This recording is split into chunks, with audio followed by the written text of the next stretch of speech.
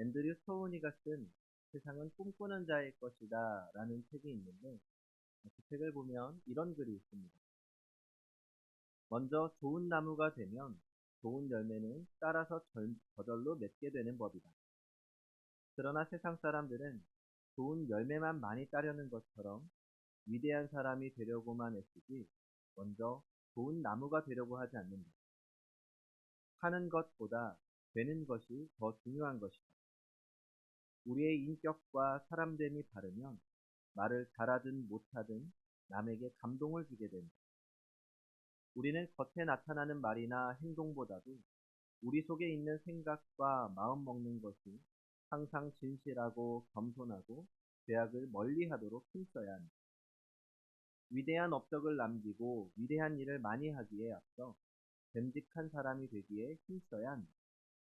무엇을 하느냐가 중요한 것이 아니라 어떤 사람이 되느냐가 더 중요한 것이다. 참 멋진 글입니다. 우리의 삶을 살아가면서 정말 중요한 것이 참 많습니다. 그러나 우리는 그 중요한 것을 잊어버리고 사소하거나 변두리의 것을 더 중요한 것처럼 여기며 살 때가 많습니다. 우리는 종종 현실적이라는 이유로 원칙보다는 적당히 타협하는 길을 선택하기도 합니다. 나에게 좀 더 유익이 된다는 이유로 믿음의 길보다는 세상의 방식으로 살아갈 때도 있습니다. 우리는 어떻습니까? 정말 소중한 것을 소중한 것으로 여기며 살아가고 있습니다. 만약 예수님께서 우리의 시대에 다시 오신다면 당시 종교 지도자들에게 책망하셨던 말씀을 오늘 우리에게 그대로 하실지 모릅니다. 마태복음을 보면 예수님은 이렇게 책망하십니다.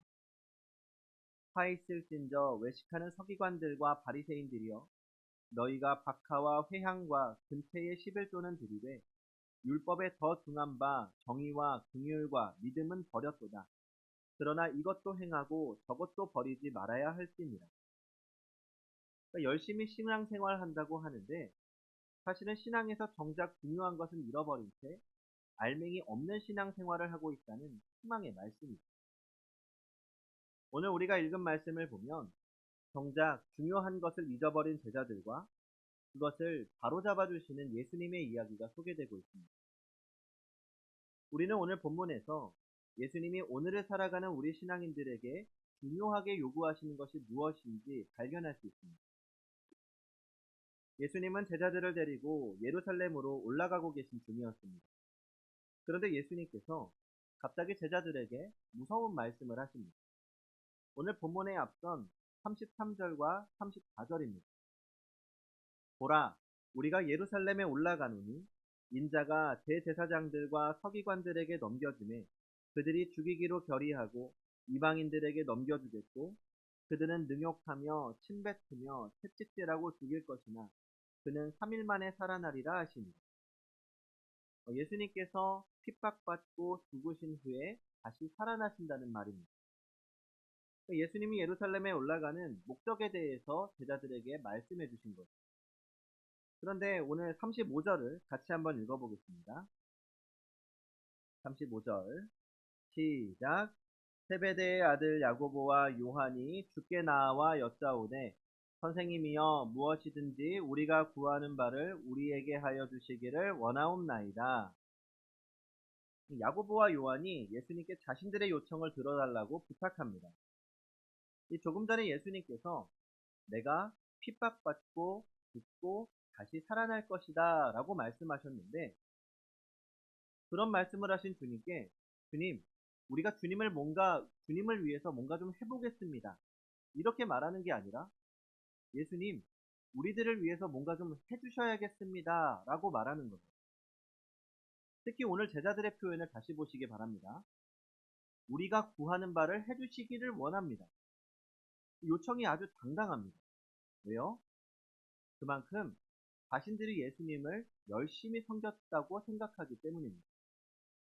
그러니까 우리가 그동안 예수님을 따라다니면서 열심히 섬겼으니 주님께서 우리의 작은 요청 정도는 들어주시는 것이 당연하다는 태도입니다. 그러니까 여기에는 제자들의 보상 심리가 작용하죠. 그러니까 열심히 섬긴 만큼 섬김의 보상을 받을 만한 자격이 있다는 겁니다. 어쩌면 우리의 모습이 아닌지 모르겠습니다. 신앙생활을 하다 보면 신앙생활에 따른 보상 심리를 기대하게 됩니다. 그러니까 먼저는 하나님께 보상 심리가 작동합니다. 그러니까 내가 하나님을 위해서 이만큼 헌신하고 이렇게 열심히 신앙생활을 했으면 하나님께서 나에게 이 정도 복을 주셔야 하는 거 아닌가라고 말입니다. 그래서 이런 보상 심리가 작용하면 이 열심히 신앙생활을 하다가 크고 작은 시험이 닥쳐올 때 쉽게 흔들리고 맙니다. 아니 내가 이렇게 하나님을 열심히 섬겼는데 왜 나한테 이런 일이 생기는 거지? 하고 말입니다. 두 번째는 교회 공동체에 대한 보상 심리입니다. 그러니까 내가 교회를 위해서 이만큼 헌신하고 이만큼 열심히 섬겼다면 이 어느 정도 그에 따른 대우가 필요하다는 겁니다. 헌신에 걸맞는 직분이 필요하다던가 헌신에 걸맞는 인정이나 사랑이 필요합니다. 그러니까 이런 현상은 이 교회를 오랫동안 열심히 섬기던 분들 가운데 많이 나타납니다. 물론 이런 분들도 처음부터 이런 마음을 갖고 헌신한 건 아니죠. 처음에는 하나님을 사랑하는 마음으로 교회를 사랑하는 마음으로 순수하게 열심히 섬깁니다. 하지만 사람들이 알아주지 않습니다. 때로는 그 헌신과 섬김을 너무 당연한 것으로 여기기도 합니다. 그래서 어느 순간부터 헌신이 즐겁지가 않습니다. 그저 교회를 위해서 자신이 소모되는 것처럼 느껴지는 것. 그리고 상처받고 교회를 떠나게 됩니다. 사실 이런 부분은 상처받고 떠나는 사람이 문제라기보다 타인의 헌신과 섬김을 너무 당연하게 여기는 문제에 따른 부작용입니다. 하지만 결국은 내가 헌신한 만큼에 대한 적당한 보상이 돌아오지 않을 때 우리는 쉽게 상처받습니다. 사실 교회도 사람들이 모인 곳이기 때문에 여러 가지 감정에 부딪히고 주님의 일을 하면서도 서로 상처를 주고받는 일이 많습니다. 그러니까 최대한 서로 피하려고 하지만 이 어쩔 수 없는 일이 일어나기도 합니다. 그래서 우리는 주님을 처음 사랑하고 섬겼던 마음을 잊지 않기 위해 노력해야 합니다. 예수님의 제자들도 예수님의 매력에 빠져 예수님을 따라다니고 섬겼습니다. 하지만 예수님을 섬기면서 자신들에게도 이 뭔가 보상이 돌아오기를 기대하게 되는 거죠. 우리도 이런 보상 심리로 가득한 신앙생활은 피해야 합니다. 그리고 무엇보다 주님이 우리에게 주시고자 하는 진짜 보상을 바라볼 수 있는 믿음이 필요하죠. 주님은 우리를 위한 보상을 충분히 마련해 놓으셨습니다. 무엇입니까? 바로 영원한 생명과 하나님 나라에서 주시는 영원한 평안을 약속하십니다. 그리고 우리에게 영원한 생명과 영원한 평안을 선물하기 위해서 십자가에서 모든 것을 다 내어놓으신 분이 바로 주님이십니다. 우리는 오늘 이 현실에서의 보상만이 아니라 주님이 주신 영원한 보상을 바라보아야 합니다. 이 말씀을 좀 더 살펴보겠습니다. 이 야고보와 요한이 예수님께 요구한 것이 무엇입니까? 본문 37절입니다. 여짜오되 주의 영광 중에서 우리를 하나는 주의 우편에 하나는 좌편에 앉게 하여 주옵소서.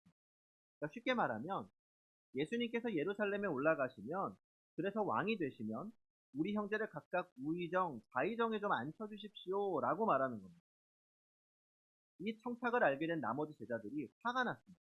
41절입니다. 열 제자가 듣고 야고보와 요한에 대하여 화를 내거니. 나머지 10명의 제자들이 인사청탁을 한 야고보와 요한에게 왜 분노했습니까? 아니 너희가 어떻게 감히 그런 요구를 할 수 있냐? 그런 게 아니라 그들도 야고보 요한과 똑같은 자리 욕심이 있었기 때문입니다. 서로 말은 하지 않고 눈치만 보고 있었을 뿐이지 아니 은근히 서로 누가 높은 자리에 앉을 것인지 다퉜으면서도 사실은 자기들도 예수님께서 올라가시면 큰 자리 하나쯤은 얻고 싶었던 겁니다. 그들도 그런 욕심이 있었던 거죠. 그런데 야고보와 요한이 먼저 선수를 치니까 화가 난 겁니다. 그런 제자들을 향해서 예수님은 조용히 입을 열어 이렇게 말씀하십니다.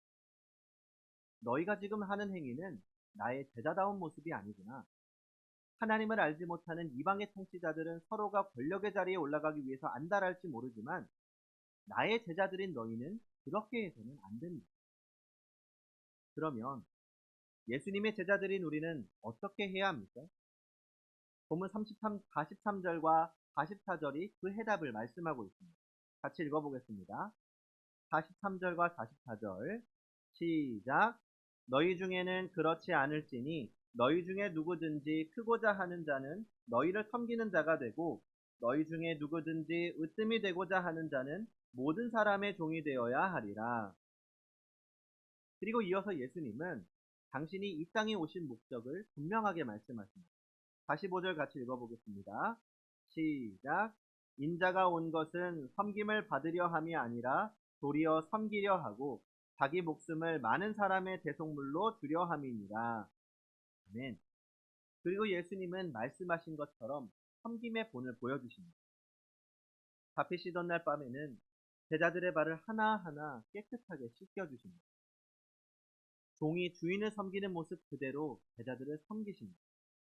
그리고는 그날 밤 권력자들에게 잡혀 마침내 십자가의 죽으심으로 온 인류를 사랑하시는 하나님의 사랑을 확증하십니다. 이것이 주님이 이 땅에 오신 이유요 목적입니다. 주님은 당신이 그렇게 이 땅을 섬기기 위해 오셨기 때문에 주님의 제자인 우리들에게도 그런 주님을 닮아 섬기는 삶을 살아야 한다고 말씀하고 계십니다. 우리 사람의 마음에는 누구에게나 높아지고 싶은 욕망이 있습니다. 칭찬받고 싶고 인정받고 싶습니다. 그러나 예수 그리스도와 함께 십자가에 못 박혀 새 생명으로 거듭난 사람들은 우리의 옛사람의 욕망을 따라서 살아서는 안 됩니다. 우리의 정과 욕심을 십자가에 못 박았다면 이제 우리는 예수 그리스도로 옷을 입고 주님을 닮는 삶을 살아야 합니다. 바로 섬기는 삶이죠. 그러면 우리는 어떤 자세로 어떻게 섬기는 삶을 살아야 될까요? 섬김은 어려운 일입니다. 사람은 섬기는 것보다 대접받는 것을 더 좋아합니다. 사실 오늘 설교는 저에게 가장 어려운 설교이기도 합니다. 왜냐하면 저 스스로는 섬김과 거리가 먼 사람이라고 생각하기 때문입니다. 제가 군대를 장교로 갔던 이유 중에 하나는 경제적인 부분도 가장 큰 이유 중에 하나였지만 또 하나는 기왕 군 생활할 거라면 허드렛 일은 하고 싶지 않다라는 생각 때문이었습니다. 아무래도 병사로 군 생활을 하다 보면 자질구레한 일들을 많이 해야 합니다. 하지만 장교로 가면 그런 일들로부터는 좀 더 자유로울 것 같다는 생각이 들었던 거죠. 특히 공군은 그런 부분에 있어서 더 확실하다고 해서 공군을 선택하기도 했습니다. 아니나 다를까 낮은 계급에도 불구하고 확실히 장교로서 대접받는 부분들이 많았습니다. 제가 막 임관했을 때 차상관이 공군 대령이었습니다. 사무실도 바로 옆 사무실로 연결되어 있어서 대령이 전화를 하면 필요한 부분들을 바로 제공했습니다. 그런데 하루는 전화가 와서 커피를 좀 몇 잔 타달라고 부탁하는 겁니다. 그런데 당시에 모두가 어디 나가 있었는지 사무실에 저밖에 없었습니다. 그래서 급하게 커피를 몇 잔 타서 들고 들어갔죠. 그랬더니 대령이 저를 보자마자 막 화를 내는 겁니다. 아니 대체 왜 네가 커피를 타오냐고, 장교가 무슨 커피를 타서 들고 오냐고, 병사나 부사관 없냐고 막 화를 내는 거죠. 순간 당황했죠. 하지만 그러면서도 뭔가 내심 기분이 좋았습니다. 내가 그래도 장교로서 인정을 받는구나. 장교로 입대하길 잘했다. 그러다가 저희 부대가 이제 국직부대로 개편되면서 육군, 해군, 공군과 통합부대가 됐습니다. 그리고 직속상관은 육군 중령, 그리고 차상관은 해병대 대령입니다. 이제 부대가 막 통합이 돼서 정신이 하나도 없습니다. 사무실도 어지럽고. 그런데 부대 안에 있는 육군 소령 하나가 사무실에 있는 쓰레기통을 발로 툭툭 차면서 야, 선서희 쓰레기통 안 치우냐? 그러는 겁니다. 순간 기분이 확 나빠지더라고요. 아니 내가 장교인데, 그리고 틈날 날 때마다 온갖 허드렛 일을 시키는 겁니다. 속으로 그때마다 화가 나는 겁니다. 내가 이런 일을 하려고 장교로 입대한 거 아닌데. 지금 생각하면 참 어이없고 교만한 생각이죠. 근데 당시에는 이런 교만함이 똘똘 뭉쳐있던 것 같습니다. 뭐 원래도 교만했죠. 그러니까 대접받기를 좋아하는 마음이 늘 제 안에 있었던 겁니다. 사실 뭐 세상 사람들에게는 이런 게 큰 문제가 아닙니다. 대접받고 싶으면 그만큼 열심히 노력해서 높은 자리에 올라가면 됩니다. 그러면 세상은 그런 사람들을 노력하고 인정하고 성공한 사람으로 대우합니다.